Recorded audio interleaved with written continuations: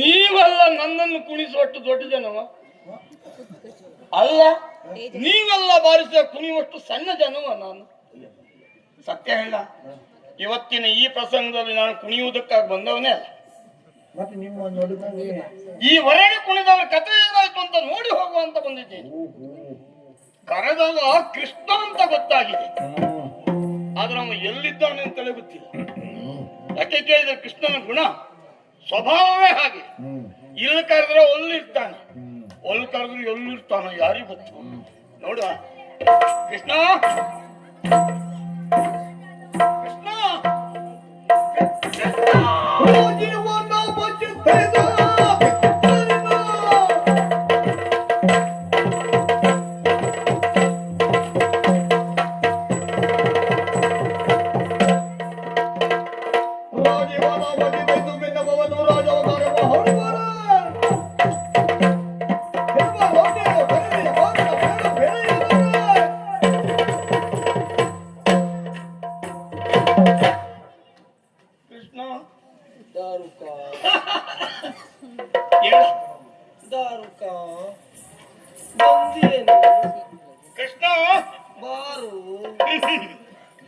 ಕೃಷ್ಣ ಏನಾಯ್ತ? ನಿನ್ನನ್ನು ಸದಾನಂದ ಅಂತ ಕರೆದರು. ಯಾಕೆ ಹೇಳು? ಪ್ರಪಂಚವೇ ಪ್ರಳಯ ಆದ್ರೂ ನೀನು ಆನಂದದಿಂದ ಕುಳಿತುಕೊಳ್ಳುವವ. ಯಾರಿಗೆಲ್ಲ ಏನೇ ಆದರೂ ನೀನು ಯೋಗ ನಿದ್ರೆಯಲ್ಲಿ ಕಾಲ ಕಳೆಯುವವನು. ಅಷ್ಟೇ ಅಲ್ಲ, ಕೆಲವರು ಇತ್ತೀಚೆಗೆ ದಿನದಲ್ಲಿ ನಿನ್ನನ್ನು ನಿತ್ಯಾನಂದ ಅಂತ ಹಾಡಿ ಕುಣಿಯುವವರಿದ್ದಾರೆ. ಯಾಕೆ ಹೇಳು? ನಿತ್ಯವು ಆನಂದದಲ್ಲಿ ಕಾಲ ಕಳಿತೀಯ ಅಂತ. ಈ ಕೆಲವರಿಗೆ ಅನ್ನಿಸ್ತಾ ಇರಬಹುದು, ನಿಜವಾಗಿ ನೀ ನಿತ್ಯಾನಂದ ಅಂತ ಹೇಳುವುದಲ್ಲ ಅಂತ. ಕೃಷ್ಣ, ಯಾವತ್ತು ನೀನು ಕರೆದಾಗ ನಾನು ಬಂದು ಏನು ಅಂತ ಕೇಳುವುದು ನನ್ನ ಕರ್ತವ್ಯ. ನಾನು ಬಂದಾಗ ನಿನ್ನ ಮುಖ ಎನ್ನುವುದು ಹೇಗಿರ್ತಿತ್ತು ಕೃಷ್ಣ? ಒಳದಲ್ಲಿ ಅರಳಿರುವ ತಾವರೆ ಹೇಗೆ ನಳಿಸ್ತಾ ಇರ್ತದೆಯೋ ಹಾಗೆ ಇರ್ತಿತ್ತು. ಈ ದಿನ ಹಾಗಿಲ್ಲ ಕೃಷ್ಣ. ಅರಳಿರುವ ತಾವರೆಯನ್ನು ಕಿತ್ತು ದಡಕ್ಕೆ ಬೀಸಾಡಿದರೆ ಬಿಸಿಲಿನ ಬೇಗೆಯಿಂದ ಹೇಗೆ ಬಾಡಿ ಬಸವಳಿದು ಹೋಗ್ತದೋ ಹಾಗೆ ನಿನ್ನ ಮುಖ ಎನ್ನುವುದು ಸುಟ್ಟ ಬದನೆಕಾಯಿ ಆಗಿದೆಯಲ್ಲ. ಹೇಳು, ಯಾಕೆ ಹೀಗಾಯ್ತು? ಅದಕ್ಕಿಂತ ಯಾಕೆ ಅಷ್ಟು ದೊಡ್ಡ ಶಬ್ದಕ್ಕೆಲ್ಲ ಬಾಯಿ ಹಾಕ್ತೀಯೋ? ಯಾಕೋ ಹಾಗೆಲ್ಲ ಉದಾಹರಣೆ ಕೊಟ್ಟು ಬಾಯಿ ಹಾಕಿ ಹೇಳುವುದಕ್ಕಿಂತ ಕೃಷ್ಣ ಇವತ್ತು ಯಾಕೆ ನಿನ್ನ ಮುಖ ನನ್ನ ಮುಖದಾಗ ಆಗಿದೆ ಅಂತ ಕೇಳಿದ್ರೆ ನನ್ನ ಮುಖ ಸುಟ್ಟ ಬದನೆಕಾಯ? ಹಸಿ ಬದನೆಕಾಯ ಅಲ್ಲಲ್ಲ, ಬದನೆಕಾಯಿ ಅಲ್ಲ ನೋಡು, ಕುಂಬಳಕಾಯಿ ಕಂಡು ಹಾಗುಂಟು. ಕೃಷ್ಣ ಅದಲ್ಲ. ಏನಾಯ್ತು ಹೇಳು? ದ್ವಾರಕೆಯಲ್ಲಿ ನಾನಿರುವಾಗಲೂ ನಿನಗಾದ ವಿಚಾರ ಏನು ಉರ್ಸದ? ನಿನಗೆ ಗೊತ್ತಿರದೆ ಹೋದಂತ ವಿಷಯ ಅಲ್ಲ. ಏನು? ಅದೇ ಪ್ರಕರಣ ಗಾಯಗಂಧರ್ವ ಒಂದು ಕತೆ ಕೇಳಿದ್ದೇನೆ. 8 ದಿನದೊಳಗಾಗಿ ಗಯನ ಕಂಠವನ್ನ ಕತ್ತರಿಸ್ತೇನೆ, ಅಲ್ಲದೆ ಹೋದ್ರೆ ನೀನ್ ಹೇಳಿದಂತದ್ದು ಅಗ್ನಿಗೆ ಹಾರಿ ದೇಹತ್ಯಾಗ ಮಾಡ್ತೇನೆ. ನಾವೆಲ್ಲ ಅದೇ ನಿರೀಕ್ಷೆಯಲ್ಲಿ ಇದ್ದೇವೆ. ಅಂದ್ರೆ ನಾ ಎಷ್ಟೊತ್ತಿಗೆ ಸಾಯ್ತೆ ಅಂತ. ನೀನು ಓಡಿಕೊಂಡವ, ನಗೆ ಆಡಿಸಿ ಕೊಂದವನು. ಆಡಿದ ಮೇಲೆ ಮಾಡದೆ ಇರುವವನ ಹೇಳು. ಆಡದೆ ಮಾಡುವನು ರೂಢಿಯೊಳ ಉತ್ತಮನು. ಹೌದು, ನೀನು ಉತ್ತಮ ಅಂತ ಹೇಳಿಸಿಕೊಂಡವನು. ಅಂದ್ರೆ ನಾ ಈಗ ಮಧ್ಯಮ ಅಂತ ಹೇಳುದ? ಅಲ್ಲ, ಆಗ್ಲಿಕ್ಕಂದು ಕನಿಷ್ಠ ಆಗುದಿಲ್ಲ ಅಲ್ಲ. ಹಾಗೆ ಆಡಿದ ಮೇಲೆ ಮಾಡಿ ಮುಗಿಸ್ತೀಯ. ಆಗ್ಲಿ, ನಾನು ನಿನ್ನ ಲೆಕ್ಕದಲ್ಲಿ ಮಧ್ಯಮ ಆದ್ರೆ ಉಳಿದವ್ರ ಲೆಕ್ಕದಲ್ಲಿ ಉತ್ತಮವೇ ಆಗ್ತೇನೆ. ಆಗ್ಲಿ ಕೃಷ್ಣ. ಯಾಕಂದ್ರೆ ನಿನ್ನ ಮಾನ ಅಂದ್ರೆ ಬಹಳ ದೊಡ್ಡ ಮಾನವ ಅದು. ಕೃಷ್ಣ, ನನ್ನ ಮಾನ ಅಂದ್ರೆ ಎಂತದ? ಇಡೀ ದ್ವಾರಕೆ ಮಾನ ಅಂದ್ರೆ ನನ್ನ ಮಾನ. ನನ್ನ ಮಾನ ಅಂದ್ರೆ ದ್ವಾರಕೆ ಮಾನ. ಹೌದಪ್ಪ, ಅದಲ್ಲ ಕೃಷ್ಣ. ನೀವೊಂದು ಹೋದೆ ಅಂದ್ರೆ ದ್ವಾರಕ್ಕೆ ಮುಳುಗಿ ಹೋಗ್ತದೆ. ಏನು ಮಾಡುವ ಹೇಳು? ಆ ಪಾಪಿ ಗಯ ನಿನ್ನ ವೈರಿ ಅವ ಎಲ್ಲಿದ್ದಾನೆ ಎನ್ನುವುದೇ ಗೊತ್ತಿಲ್ಲ. ಗೊತ್ತಾಗಿದ್ರೆ ಅವನನ್ನ ಕಣ್ಣಿಗೆ ಕಂಡ್ರೆ ಅಷ್ಟೊತ್ತಿ ನನಗೆ ಸಿಟ್ಟು ಬಂದ್ರೆ ನಾನೆರಡು ಪೆಟ್ಟು ಕೊಟ್ರೆ ಅವ ಸತ್ತೇ ಹೋದ್ರೆ ನಿನ್ನ ಪ್ರತಿಜ್ಞೆ ಈಡೇರ್ತಿತ್ತು ಕೃಷ್ಣ. ನಿನ್ನೆಲ್ಲ ರೇ ಮುಗುದ್ರೊಳಗೆ ಮತ್ತೆಂತದ್ದು ಆಗೋಗ್ತಿತ್ತು. ಅವ ಸಿಕ್ಕಿದ್ದಾನೆ ಈಗ. ಎಲ್ಲಿದ್ದಾನಂತೆ ಕೃಷ್ಣ? ನನ್ನ ಭಾವ ಪಾರ್ಥ ಇಟ್ಕೊಂಡಿದ್ದಾನಂತೆ. ಪಾರ್ಥ? ಹೌದು. ಎಂತಾಯ್ತಾ? ಸರಿ ಆಯ್ತು. ಎಂತದ? ನಿನ್ನ ವೈರಿಯಾದವನು ನಿನ್ನ ಭಾವನಲ್ಲಿ ಹೋಗಿ ಉಳಿದಿದ್ದಾನಂದ್ರೆ ಹೇಗಾಯ್ತು ಗೊತ್ತಾ? ಹೇಗಾಯ್ತು?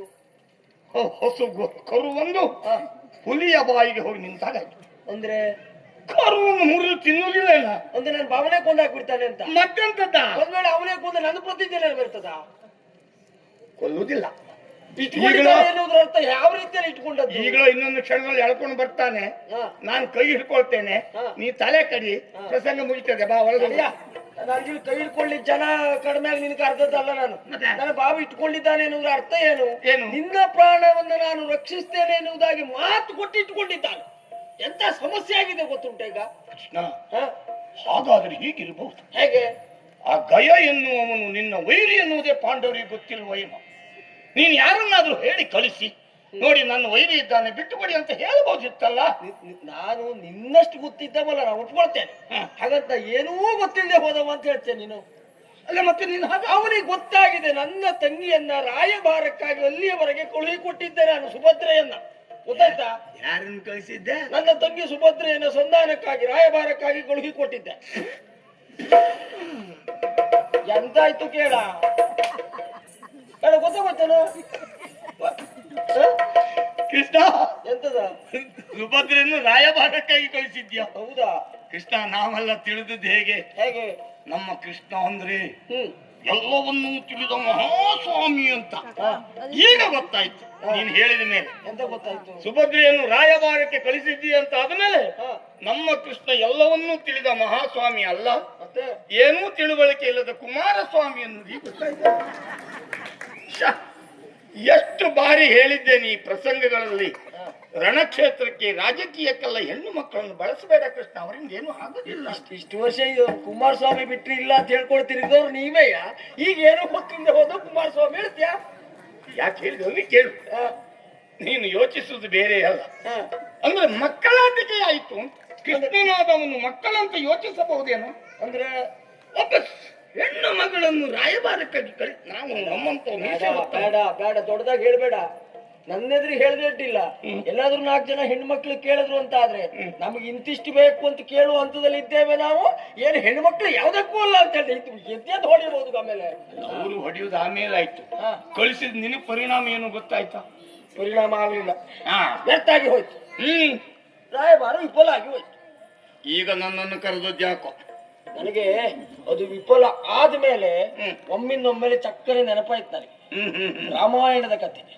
ಹಿಂದೆ ಶ್ರೀರಾಮಚಂದ್ರ ಸಂಧಾನಕ್ಕೆ ಬೇಕಾಗಿ ಅಂಗದನನ್ನು ಕಳುಹಿ ಕೊಟ್ಟಿದ್ದಂತೆ. ನಿಜವಾಗಿ ನಾನು ತಂಗಿಯನ್ನು ಕಳುಹಿ ಕೊಡುವುದು ಅಲ್ಲವಾಗಿತ್ತು, ನಾನು ನಿನ್ನನ್ನು ಕಳುಹಿ ಕೊಡಬೇಕಿತ್ತು. ಕೃಷ್ಣ, ಎಂತದ್ದ? ನಿನ್ನ ಒಳಪೆಟ್ಟಿನ ಮಾತು ಬೇರೆಯವ್ರಿಗೆ ಗೊತ್ತಾಗದಿದ್ರು ನನಗೆ ಗೊತ್ತಾಗ್ತದೆ. ಎಂತಾಯ್ತು? ಶ್ರೀರಾಮಚಂದ್ರ ಸಂಧಾನಕ್ಕಾಗಿ ಅಂಗದನ್ನು ಕಳಿಸಿಕೊಟ್ಟಿದ್ದ. ಹೌದು, ಅವ ಒಬ್ಬ ಮಂಗ. ಈಗ ಅದಕ್ಕಾಗಿ ದಾರುಕ ನಾನು ನಿನ್ನನ್ನು ಮಂಗನಾಗಿ ಕಳಿಸಬೇಕಿತ್ತು ಅಂತ ಅಲ್ವಾ ನೀನು ಹೇಳಿ? ಹಾಗೆ ತಿಳ್ಕೊಂಡ್ಯಾ? ಮತ್ತಲ್ವೇನೋ ನೀನು ಹೇಳುದು? ನಾನು ಕೃಷ್ಣ, ಅವ ರಾಮ, 2 ಅಕ್ಷರ ಹೌದಾ? ಅವ ಅಂಗದ 3 ಅಕ್ಷರ, ನೀ ದಾರುಕ 3 ಅಕ್ಷರ. ಒಂದು ಹೊಂದಾಣಿಕೆ ಮಾಡಿ ಹೇಳ್ದ. ನೀನು ಹೋಲಿಸುವ ವ್ಯವಸ್ಥೆಯಲ್ಲಿ ನೋಡು ಕೃಷ್ಣ, ಇವತ್ತು ನಿನ್ನೆ ಅಲ್ಲ ನಿನ್ನ ಒಡನಾಟ ಇರ್ಲಿ ಬಿಡು. ಅದೆಲ್ಲ ಇರ್ಲಿ. ಅಂದ್ರೆ ಪ್ರಾಜ್ಞನಾದವ ಅಂಗದಾಗಿದ್ದವನ್ನು ಕಳಿಸಿದ್ದ. ಈಗ ಇವತ್ತು ತಿಳುವಳಿಕೆ ಇರುವ ನನ್ನನ್ನೇ ಕಳಿಸ್ತೀಯ ಅಂತ ಆದ್ರೆ ನೀ ಇರುವಾಗ ನಿನ್ನ ಬಿಟ್ಟು ಮತ್ತೊಬ್ರು ಬಿಟ್ಟು ನೀ ಇಲ್ಲೋದ್ರು ಯಾರನ್ನು ಒಪ್ಪುವಲ್ಲ, ಹೂ ಹಾಕುವನು ಅಲ್ಲ. ನನಗೆ ಗೊತ್ತುಂಟು. ನಾನು ಹೋಗುದೇ ಇಲ್ಲ ಕಾಮ್ಯ ಕವನಕ್ಕೆ. ಬಿಡಿ ಆಗ್ಬೇಡ, ಮತ್ತೆ ಗಾಬರಿ ಆಗ್ಬೇಡ. ನನ್ನ ಹೋಗದೆ ಹೋದ್ರು ಇನ್ನು ಹೇಗಪ್ಪ ಈ ಪ್ರಸಂಗ ಮುಗಿಸುವುದು? ನನ್ನ ಪ್ರತಿಜ್ಞೆ ಕತೆ ಏನು? ನಾನು ಹೋಗುದಿಲ್ಲ ಅಂದ್ರೆ ಸುಭದ್ರೆ ಹೋಗಿ ಬಂದಾಗ ಆಗುದಿಲ್ಲ ಅಂತ ಹೇಳಿದ್ದು. ಮತ್ತೆ ನಾನು ಹೋದವನೇ ನೋಡು ತಾಗುತ್ತೇನೆ, ತಾಗಿದ ಮೇಲೆ ಬೀಳ್ತದೆ. ಎಷ್ಟು ಬೀಳಬೇಕು ಹೇಳು, ಅಷ್ಟು ಬಿದ್ದ ಮೇಲೆ ಬರುವವನ. ಸತ್ಯ ಹೇಳ, ನಿನ್ನ ಕರೆದು ಕಳಿಸುವುದೇ ಅದಕ್ಕಾಗಿ. ನೀ ಹೋದ್ಮೇಲೆ ಬೀಳ್ಬೇಕು ಅಂತ ನನಗೂ ಬೀಳಬೇಕು. ಕೃಷ್ಣ, ಈಗ ಹೇಳು, ಎಷ್ಟು ಬೀಳ್ಬೇಕು ಹೇಳ? ಕನಿಷ್ಠ ಪಕ್ಷ 4 ಆದ್ರೂ ಬೀಳ್ಬೇಕು. ಕನಿಷ್ಠ ಪಕ್ಷ ಹೇಳಿ, ಅದು ನಿನಗೆ ಸಾಕಾಗ್ತದೆ ಅಂತಲ್ಲ ನಾ ಹೇಳುದು. ಆದ್ರೆ ಕನಿಷ್ಠ ಪಕ್ಷ 4. ಕೃಷ್ಣ, ಎಂತದ 4 ಬೀಳು. 4 ಈಗ ಬೀಳುದು ಅವ್ರೀಗ ನನಗ, ಯಾಕಂದ್ರೆ ಪಾಂಡವರು ಇರುವವರು 4 ಬೀಳಿ ಅಂತ ಹೇಳ್ತೀವಿ. ಆಗಲ್ವಾ? ಈಗ ಗೊತ್ತಾಯ್ತಾ? ಧರ್ಮರಾಯ ಪಾಪದ ಇವ ಭೀಮ, ಇವ ಅರ್ಜುನ, ಇವ ನಕುಲ, ಇವ ಸಹದೇವ. ನೋಡಿ ಇವರೆಲ್ಲರೂ ಇವು ಧರ್ಮರಾಯ ಹೋಗ್ತಾನೆ, ಇವ್ರ ಜೊತೆ ಅವನು ಬರುವುದೇ ಇಲ್ಲ. ಹೌದೌದೌದು, ಪಾಪದವನು ಧರ್ಮರಾಯ. ಅವನನ್ನು ಬಿಡ್ತಾನೆ, ಉಳಿದವರಿಗೆ ಒಂದೊಂದಂತೆ 4 ಕೊಡ್ತೇನೆ. ಮತ್ತೆ ಪಾಪದವರಿಗೆಲ್ಲ ನೀ ಅಲ್ವಾ? ಅಂದ್ರೆ ನೀ ಬಿಸಿ ಅಲ್ವೇನಾ? ಒಂದ್ ಸ್ವಲ್ಪ ತಡ್ಕೊಳ್ಳಿಕ್ಕಾದ್ರೂ ಸಾಮರ್ಥ್ಯ. ತಲೆ ಬಿಸಿ ಬೇಡ. ನಿನ್ನ ಕೈ ಮೇಲೆ ನಿನ್ನ ತಲೆ ಇಟ್ಟು ಮಲಗು ಹೋಗು. ಇನ್ನು ಮುಂದೆ ಅದೇ ಧೈರ್ಯ ಮಾಡ್ತೇನೆ. ಯಾಕಂದ್ರೆ ನೀವು ಯಾವತ್ತು ಬೇರೆಯವ್ರ ಕೈ ಮೇಲೆ ತಲೆ ಇಟ್ಟು ಮಲಗು. ಇನ್ನೊಂದು ಕೆಲಸ, ಏನ ಒಂದು ಲೇಖನವನ್ನು ಬರೆದಿದ್ದೇನೆ, ಕೊಡುವೆ. ಅದನ್ನೇ ಕಳಿಸು.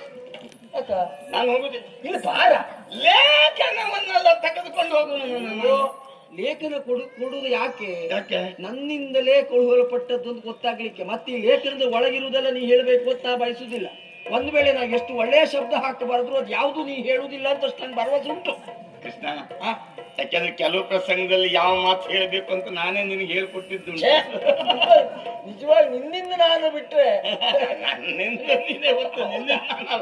ಇರ್ಲಿ ಬಿಡು, ಹೋಗುತ್ತೇನೆ. ಆದಷ್ಟು ಬೇಗ ಹೋಗುತ್ತೇನೆ. 4 ಬಿದ್ದ ಮೇಲೆ ಬರ್ತೇನೆ. ಕಾಯ್ತಾ ಇರ್ತೇನೆ ನಾನು. ಬಿದ್ದು ಹೊರತು ಬರುವುದಿಲ್ಲ ಕೃಷ್ಣ. ನೀ ಬಿದ್ದ ಮೇಲೆ ಬರ್ಬೇಕು ನೋಡು. ನೀನ್ ಹೋಗು, ತಡ ಮಾಡಿದ್ರೆ ನಾನು ಬರುವುದು. ಇಲ್ಲ, 4 ಮೊದಲೇ ಹೇಳ್ತೇನೆ, ಪ್ರಸಂಗ ಬೇಗ ಮುಗಿಸಬೇಕು ಅಂತ ನೀ ಬೇಗ ಹೋಗ್ಬೇಕು. 4 ಬಿದ್ದ ಮೇಲೆ ಬರ್ತಾನೆ. ಇವ್ರನ್ನೆಲ್ಲ ಕೊಟ್ಟುಕೊಂಡು ನಮಗಿದ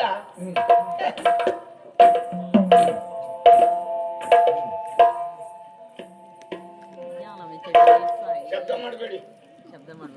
ನೀವು ಮಾಡಿ, ತೊಂದರೆ ಇಲ್ಲ. ಬೈರೇ ಪರಾಕ್ರಮ ಕಂಡಿರವ ಎಂತದಯ್ಯ. ಈಗ ಬೇರೆಯವ್ರು ಬಂದ್ರೆ ಕುಳಿತುಕೊಂಡ್ರೆ ಹೇಳುದಿಲ್ವ ನೀವು?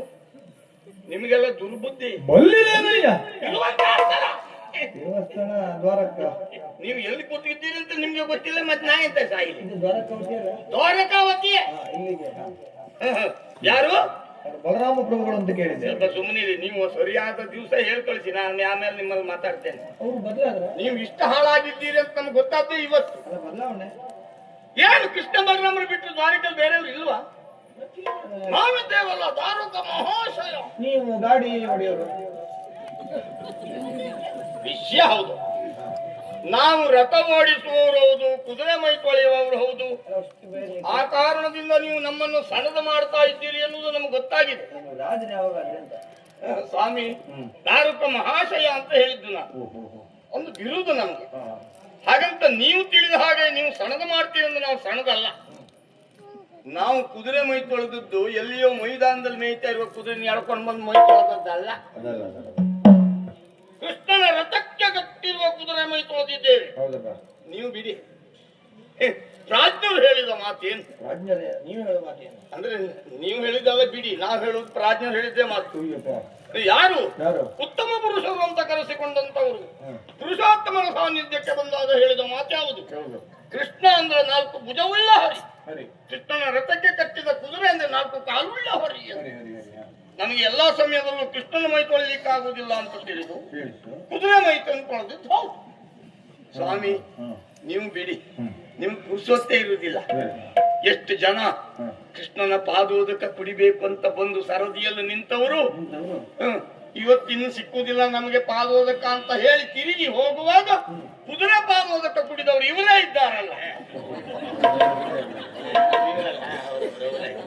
ಅಂದ್ರೆ ಕೃಷ್ಣನ ಪಾದೋದಕ ಬೇರೆ ಅಲ್ಲ, ಕುದುರೆ ಪಾದೋದಕ ಬೇರೆ ಅಲ್ಲ ಅಂತ ಕುಡಿದವರು ಅಂತ ಕುದುರೆ ಮೈ ತೊಳೆದಿದ್ದೇನೆ. ಇನ್ನು ಕೃಷ್ಣನ್ ದೊಡ್ಡದು ಮಾಡ್ದೇವ್ರೆ ನಿಮ್ಮಂತ ಹೊರಕ್ ಬಾಯಿ ಭಾಗವತ ಎಂತದ್ದು ಅದು ಬೇರೆ ನೀನೇ. ಯಾಕೆ ಕೇಳಿದ್ರೆ ಭಜನೆ ಮೇಳ ನಿಮ್ದು. ಕೃಷ್ಣನನ್ನು ಭಜನೆ ಮಾಡುವವರಿಗೆಲ್ಲ ಭಾಗವತರು ಭಾಗವತರು ಅಂತ ಕೂಗುದು. ಕೃಷ್ಣನನ್ನು ನೀವು ಎಷ್ಟೇ ದೊಡ್ಡದು ಅಂತ ಹೇಳಿ ಅವನು ನಿಮ್ಮ ಹಾಗೆ ಅಲ್ವಾ? ನೋಡಿ ಯೋಚನೆ ಮಾಡಿ, ನಿಮ್ಮನ್ನು ಎಷ್ಟೇ ದೊಡ್ಡವರು ಅಂತ ಕೊಂಡಾಡ್ಲಿ, ಏನು ಬಿರುದು ಭಾವಲಿಯನ್ನು ನಿಮಗೆ ಕೊಡ್ಲಿ, ನೀವು ಕುಳಿತುಕೊಳ್ಳು ನಮ್ಮ ಹಿಂದೆ ಅಲ್ವಾ? ಕೃಷ್ಣನು ಹಾಗೆ ನಮ್ಮ ಹಿಂದೆ ಕುಳಿತುಕೊಳ್ಳುವುದ. ಯಾಕೆ ಹೇಳಿದೆ ಗೊತ್ತಾ? ನಾನು ಸಾರಥಿ, ಅವನು ರಥಿ. ನಾನು ಮುಂದೆ, ಅವ ಹಿಂದೆ. ಈ ದಿನ ಬರೇ ಸಾರಥಿ ಅಲ್ಲ, ನಾನು ಸಾರಥ್ಯ ಅಲ್ಲ, ರಾಯಭಾರಿಗಳು. ಜನ ಬೇಕಾಯ್ತು. ಜನ ಯಾಕೆ? ಗಾಡಿ ಹೊಡಿಲಿಕ್ಕೆ. ನಮ್ಮ ಉದ್ಯೋಗ ನಾವು ಬೇರೆಯವರಿಗೆ ಬಿಟ್ಟುಕೊಡುವುದಿಲ್ಲ. ಆದ್ರೆ ರಾಯಭಾರಿಯಾದ ನಾನು ಕಾಲ್ನಡಿಗೆ ಹೋಗುದಲ್ಲ, ಬರಿಗಾಲಲ್ಲಿ ಹೋಗಬಹುದೇ?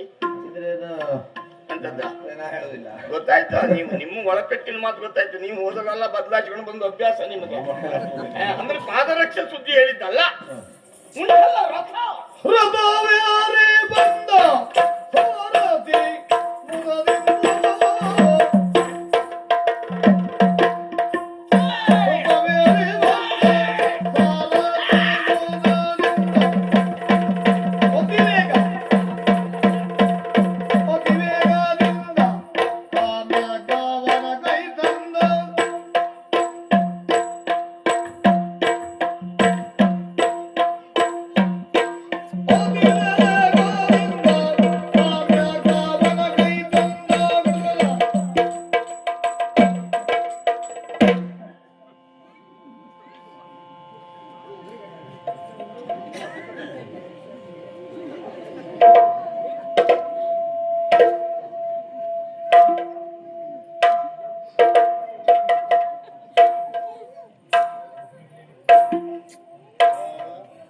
ಗೊತ್ತಾಯ್ತಾ? ನಾವು ಬಂದ ಕ್ರಮ ಹೇಗೆ? ಕಾಮ್ಯಕ ವನಕ್ಕೆ ಬರುವಾಗ ದ್ವಾರಕೆಯಿಂದ ಹೊರಟು ಕಾಮ್ಯಕ ವನಕ್ಕೆ ಬರುವಂತ ರೀತಿ ಹೇಗೆ? ವಾಯುವನ್ನ ಹಿಂದೆ ಬಿಟ್ಟು ಮುಂದೆ ಬರ್ತಾ ಇದ್ದೇನೆ.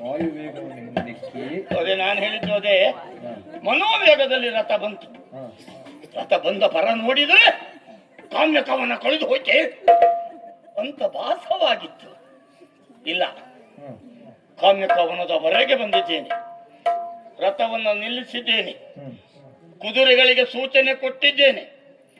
ಹುಡುಗನನ್ನ ಕರ ಕಟ್ಟಿ ರಥದಲ್ಲಿ ಇಡುವವರೆಗೆ ನಿಮಗೆ ವಿಶ್ರಾಂತಿ.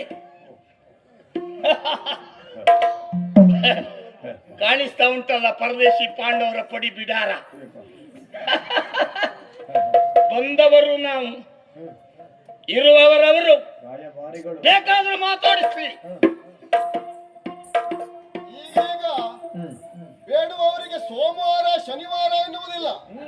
ಕೊಡುವವರು ಇದ್ದಾರೆ ಅಂತಾದ್ರೂ ವಾರ ಮುಖ ಏನು ಯಾವಾಗಲೂ ಕೇಳ್ತಾ ಬರ್ತಾರೆ. ಜೀವನ ಉದ್ದಕ್ಕೂ ಬೇಡಿಯೇ ತಿಂದವರಿಗೆ ಯಾರು ಕಂಡ್ರು ಬೇಡವ್ರು ಕಂಡ ಹಾಗೆ ಕಾಣಿಸ್ತದೆ. ಅದು ತಪ್ಪಲ್ಲ. ದಾರಿಯಲ್ಲಿ ಹೋಗುವ ಹುಚ್ಚ ಒಬ್ಬ ಹೇಳಿದಂತೆ, ತನ್ನನ್ನು ಬಿಟ್ಟು ಉಳಿದವರೆಲ್ಲ ಹುಚ್ಚರು ಅಂತ. ಇವ್ರ ಕಥೆಯೋದೆ. ಏನೇ ಆಗ್ಲಿ, ಮನೆ ಬಾಗಿಲಿಗೆ ಬಂದಂತವರನ್ನ ಕರೆದು ಮಾತನಾಡಿಸುವುದು ಶಿಷ್ಟಾಚಾರ. ಆ ಕಾರಣಕ್ಕಾಗಿ ನಾವೇ ಹೋಗಿ ಮಾತನಾಡಿಸಬೇಕು.